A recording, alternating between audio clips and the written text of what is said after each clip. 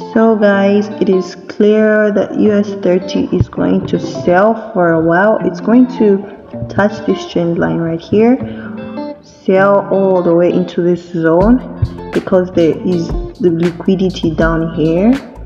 So when price breaks here, it's going to come back into this zone and grab the liquidity after that, and then it's going to go way up. Price is going to start buying afterwards. So this is the hourly US30 analysis.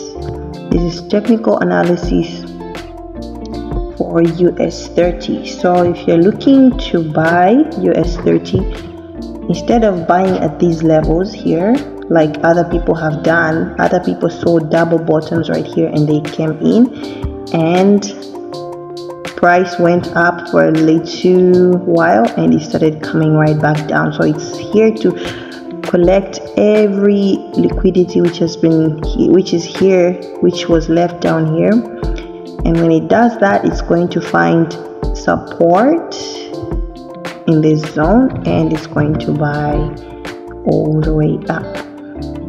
Yes, so this is a quick technical analysis, and guys, join the Telegram group for free signals. The link is going to be in the comment section below. Thank you so much. Don't forget to subscribe.